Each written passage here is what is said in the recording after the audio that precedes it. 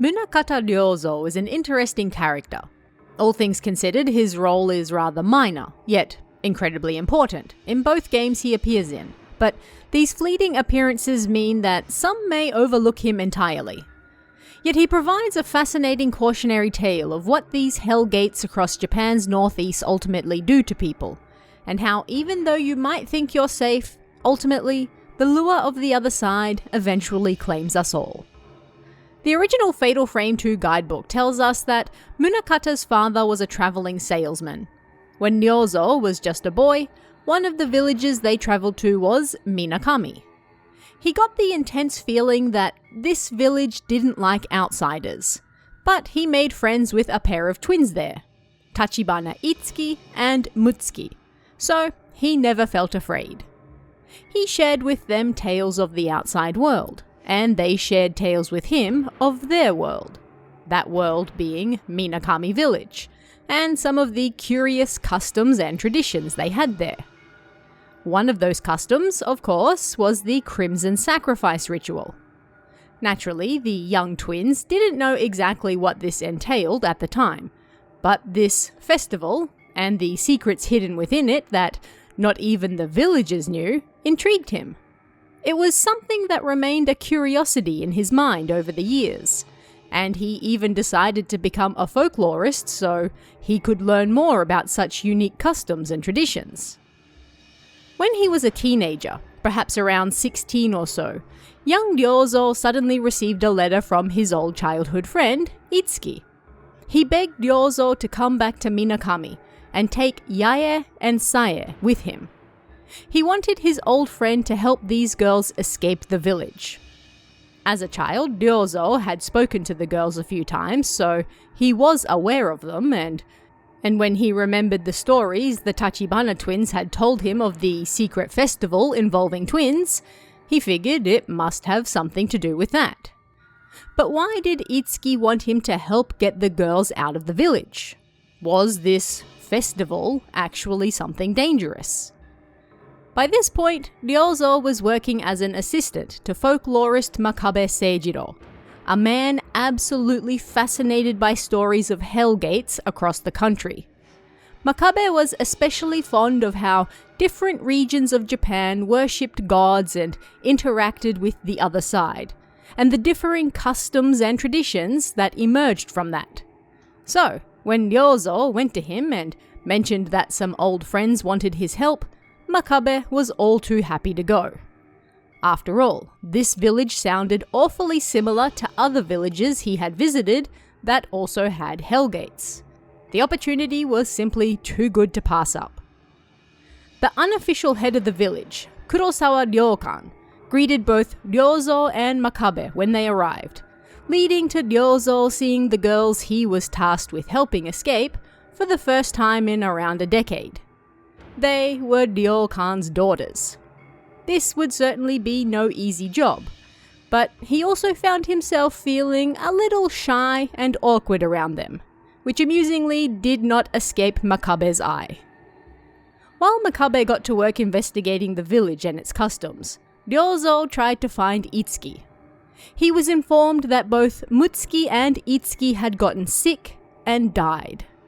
Considering the letter he received, Ryozo found this suspicious and figured the villagers were hiding something from him. Perhaps even hiding Itsuki himself, although it seemed that Mutsuki really was dead. He decided to stay in the Tachibana house while Makabe spent his time in the Kurosawa house. At some point, Ryozo ran into Chitose, the Tachibana twins' younger sister, and although Itsuki had tasked the girl with giving a key to Ryozo so he could enter Itsuki's room, she was too frightened and instead ran away. During his investigations, Makabe then discovered something horrifying. It was likely that both he and Ryozo were going to be sacrificed, and, quite brutally, to the hellish abyss beneath the village. This was the reason why the villagers were so hospitable to them, and why they were allowed such freedom to do whatever they wanted. Because they were never going to be allowed to leave. Makabe realized he had to get Ryozo out somehow, while Ryozo himself was still trying to locate Itsuki and figure out how to help the Kurosawa twins escape too. Makabe gave the girls a letter to give to Ryozo, a letter telling him to get out.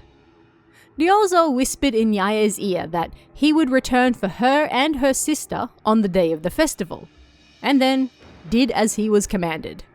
He left Minakami village. And true to his word, Ryozo came back, but what he found confused him. Yae stood crying before a shrine gate, her memories apparently gone. Just like Minakami village itself. Sae was nowhere to be seen. Minakami was nowhere to be seen. And without any memories, Yae was of course unable to explain what had happened. Ryozo had no choice but to leave with Yae, and Yae alone. Despite being just a young man himself, only a year or two older than her, Ryozo took Yae into his care, and he did his best to help her in the years following Minakami's strange disappearance. She often had nightmares and screamed for her sister, but in time she seemed to heal, at least slightly, although her memories never came back. However, it was during this time that certain thoughts and feelings implanted themselves in Ryozo's mind. Dangerous thoughts that had claimed his master before him. Ryozo couldn't stop thinking about the Hellgate beneath Minakami, and how it was likely to blame for not just the loss of his master, but the loss of the entire village. He found himself consumed by thoughts of what Makabe must have seen down there. How Makabe knew he was going to die, but willingly chose to stay. He stayed so he could see what was down there. Was it worth his very life? It was something he also wanted to know. Ryozo and Yae ended up getting married, and in time had a daughter they named Mikoto. Ryozo also became a successful folklorist, but the idea of Hellgates never left his mind. The lure of the forbidden was simply too much for him as well, and he wanted to know more. While we don't know the exact date, probably sometime around the mid to late 1920s, Ryozo visited the Five Gods shrines near the Himuro mansion to do a little reading on some Hellgate rituals. Because of course, Minakami wasn't the only place to carry out such things. There, he learnt of the Himuro mansion and its own unique ritual and determined to check it out for himself. Now, there was just one small problem with this. His wife Yae was not in the best health, and he didn't want to spend any significant time away from his family. So, he figured the only way he could stay by her side, while also investigating this potential Hellgate, was to simply move into the now empty mansion, of course. It took a bit of convincing, as naturally the locals didn't want anyone going near this creepy old building where something terrible happened many, many years ago. But he was able to get the okay, and so he moved his family in. It was, of course, to be their downfall.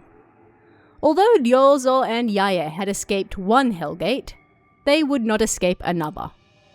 Ryozo spent his days investigating the mansion and uncovering much of what went down there. He uncovered information about the strangling ritual, and how the final master of the house went on a murderous rampage, right at the end before dying himself. Not even a month after moving in, Mikoto handed her father a camera that a girl in a white kimono gave her. At the time, Ryozo was unaware that this was the final camera created by Dr. Aso, a friend and colleague of his, and Makabe before him. He didn't find anything special about it, but a few days later, Yae took it with them when they went for a walk in the mountains outside the mansion. Of course, this was no ordinary camera, and merely using it opens one up to the other side. Before long, Yae realized she was able to see spirits, not just with the camera, but even without. And of course, this mansion was infested with them. Mikoto then stole the camera back, and while playing a game of demon tag with some friends, she watched them get spirited away. She was able to escape with the camera, but got lost in the woods outside the mansion whilst doing so.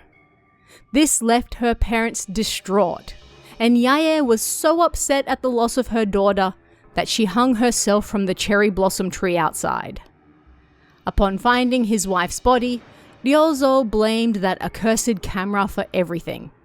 He also stepped up his investigations, determined to get to the bottom of what was going on in this house. This house that had now stolen everything from him. He was able to make his way all the way down to the demon mouth beneath the mansion, but there he ran into the spirit of Kirie, the final rope shrine maiden and the ghost behind pretty much everything that was happening there. She pulled him into the banned path and killed him immediately. In the end, not only did Ryozo lose his family, but he never even got the chance to see one of the Hellgates that so enchanted him. Now, it should be noted that this isn't exactly the end for Ryozo. Like everyone else killed by Kirie over the years, his spirit lingers in the mansion after death. He was also unaware that his daughter Mikoto was actually still alive. She was found and taken in by a member of the Hinasaki family, a family she then married into.